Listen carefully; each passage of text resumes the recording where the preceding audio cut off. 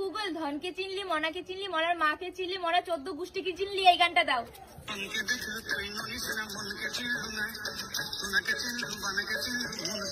Actually এই গানটা হচ্ছে একটা তেলেগু গান।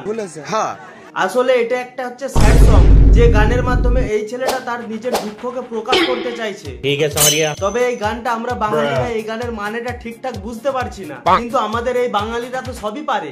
নলেজ দেখছেন কি নলেজ। যেমন আমাদের এই ওয়েস্ট বেঙ্গলের রিলার্সরা, এরা স্যাড সং বা রোমান্টিক সং বা র‍্যাপ সং এরা সবে দিয়ে রিলস বানাতে পারে। যেমন এই গানটাকে ধনকে দেখলু তুই ননিসিনা মনকে চিনলু না, তেলেগু স্যাড সংটাকে আজকে আমাদের এই রিলার্সরা গানটাকে কমেডি সং বানিয়ে দিয়েছে। নির্লজ্জ বেশরম বেহা। না মানে এই গানটা যে অ্যারেঞ্জমেন্ট করেছে সে যদি জানতো যে 10-15 বছর পর এই গানটাই এমন পরিণতি হয়ে দাঁড়াবে যে একটা দুঃখের গানকে কমেডি সং বানিয়ে ফেলবে।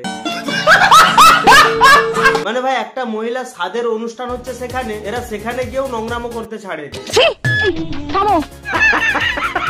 এই দুষ্টু বিশ্বাস আর টিয়া এরা এমন এক ধরনের প্রাণী, এরা যেখানেই যাবে সেখানে জায়গায় ছাবলামো মারবে। না মানে ভাই, আমি বলতে চাইছি এরা হচ্ছে সোশ্যাল মিডিয়ার এমন এক অ্যান্টিভাইরাস।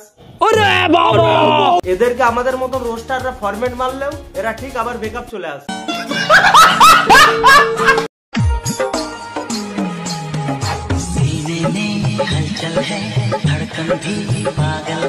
পাগল হতে আর তুই কোথায় বাকি আছিস? তা না হলে এই সময় এইভাবে কে ভাই পাগলামি করে?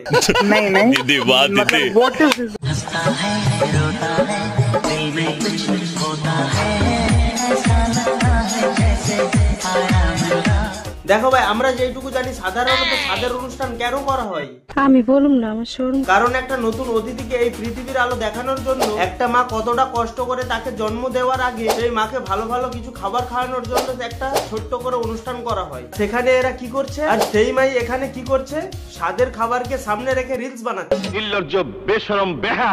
তার মানে কি তোমরা একটা জিনিস কি বুঝতে পারছো যে এই শোরুমেরই প্রোডাক্ট লঞ্চ হওয়ার পর সে কি হতে পারে?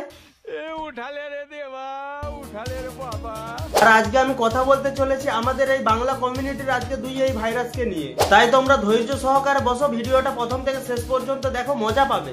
ঠিক আছে। আর হ্যাঁ, এটা কিন্তু ভুলবে না, তোমাদের দায়িত্ব হলো ভিডিও দেখা, আমার দায়িত্ব হলো তোমাদেরকে টাইম মতো ভিডিও দেওয়া। আর বেশি দেরি না করে শুরু করা যাক, লেটস স্টার্ট।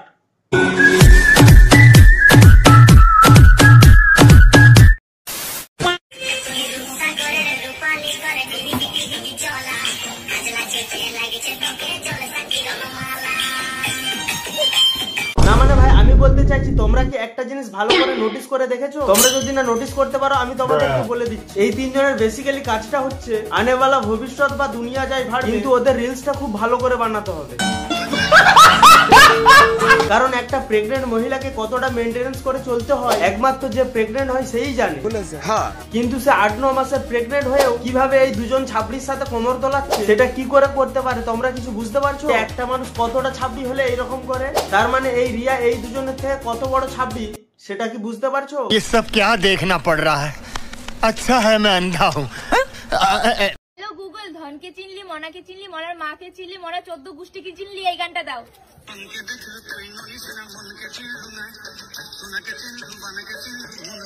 না মানে আমি একটা কথা বলতে চাই, রিয়ার এই শোরুমের এখন এই হাল, ভবিষ্যতে যখন এই রিয়ার শোরুম থেকে প্রোডাক্ট লঞ্চ করবে অবস্থা হতে পারে একবার তোমরা ভেবে দেখেছো? এটা হাস্যকর, হাস্যকর, এই দেশের জনগণের জন্য হাস্যকর। তার মানে রিয়ার বাচ্চা যখন হবে অর্ডার করে এক প্রকারের ছাবড়ি হয়ে দেখাবে।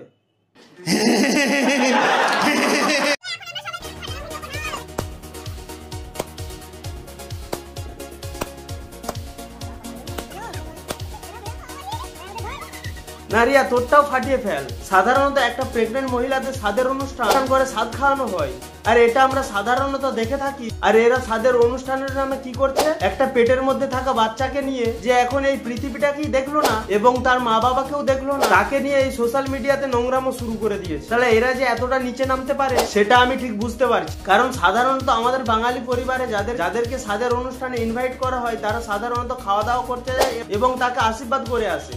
আর এই দুই মহিলাকে যে ইনভাইট করেছে এরা আশীর্বাদ তো দূরের কথা, এরা গিয়ে নিজেরাও নোংরামো করছে এবং তাকে নিয়েও নোংরামো শুরু করে দিয়েছে।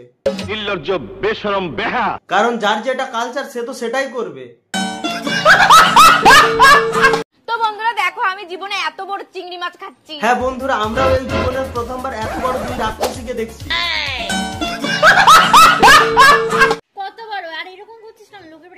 আস্তে কথা বল, আস্তে খা। কি বলবে লোকজন তোর জন্য? আচ্ছা টিয়া, তোর এত মান সম্মান? साले मजाक बना के रखते हो, भड़वा समझे क्या? বুঝি তোর এত মান সম্মানের ভয়? তুই বুঝি অন্যের বাড়িতে খেতে গিয়ে খাবার নিয়ে ঝগড়াঝাটি করিস না? তো দেখো না আমরা এখন খেতে তুমি এতগুলো কেন ডিম নিয়েছো আর আমারটা কেন নিয়েছো তুমি? তাতে কি হয়েছে? আমি ডিম খেতে আমার খাওয়ার জায়গায় কোনো ভিডিও চলবে না, এসব আমি সত্যি বুঝতে পারি না। আরে ভাই, আমি একটা কথা বলতে চাইছি, তাহলে সত্যিই কোনো মান সম্মান নেই? কারণ এরা সারা জীবন রাস্তাঘাটে, ট্রেনে, স্টেশনে, বিয়ে বাড়িতে সব জায়গাতেই পাছা দুলিয়ে কাটিয়ে দিল। তাছাড়াও অন্যের বাড়িতে খেতে গেলেও এইভাবে সারা দুজন খাবার নিয়ে টানাটানি করে কে ভাই?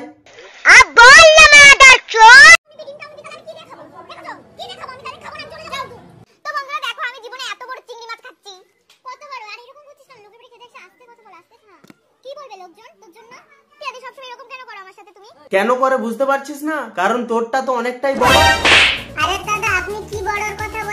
চলে এসছে আমাদের মন্টু আমাকে জ্বালাতে। মন্টু, আমি কিন্তু তোকে সাবধান করে দিচ্ছি, আমি অনেকদিন পরে ভিডিও নিয়ে আসছি, তুই আমাকে এমন কিছু বলিস না যাতে মাথা গরম হয়ে যায়। এক মন্টু, তুই না বুঝতে পারিস কিন্তু অডিয়েন্স বুঝতে পারছে। তার মানে আমি বলতে চাইছি টুটু বিশ্বাসের পেটটা তো অনেকটা বড়, তাই সব খাবার ছাড়িয়ে নিচ্ছে।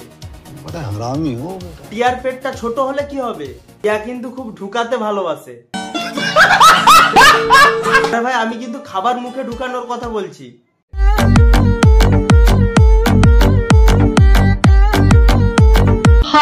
টিয়া দিয়ে আমাদের কিন্তু একটা জিনিস খুব ভালো করে করতে পারে, সারাক্ষণ শুধু দিতে পারে। তাহলে একটা জিনিস তো আমি মাঝে মাঝে নিজেই কনফিউজ হয়ে যাই যে এটা একটা মানুষ নাকি আলিবাবার গুহা। যা দিবে সব ঢুকে যাবে।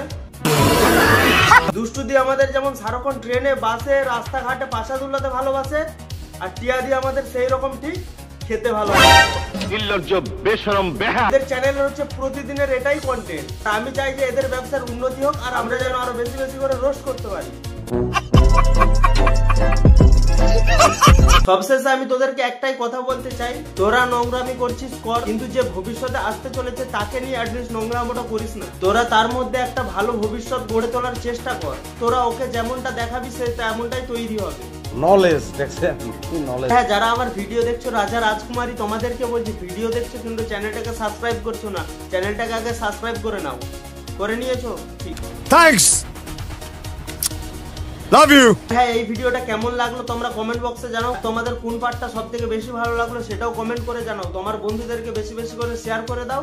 আর প্লিজ তোমাদেরকে বলছি চ্যানেলটাকে সাবস্ক্রাইব করে নাও। তোমরা যারা আমাকে এখনো সোশ্যাল মিডিয়াতে ফলো করোনি, ইনস্টাগ্রামের নাম হচ্ছে ক্রেজি বয় আসরার, ফেসবুক পেজের নাম হচ্ছে ক্রেজি বয়, প্রোফাইলের নাম হচ্ছে এমডি আসরারুল্লাহ মন্ডল। তোমরা ওখানে আমাকে ফলো করতে পারো, তোমাদের মতামত কমেন্ট বক্সে জানাতে পারো বা পার্সোনালি SMS করেও জানাতে পারো। আমি তোমাদের পার্সোনাল সবকিছু উত্তর দেবো আর তোমাদের মেসেজের আমি রিপ্লাই দেবো। তোমরা যদি কোনো ভিডিও সাজেস্ট করতে চাও সেটাও করতে পারো। দেখা হচ্ছে পরের ভিডিওতে, ততক্ষণে বাই। लाजिम नहीं है मुझ पे कि मैं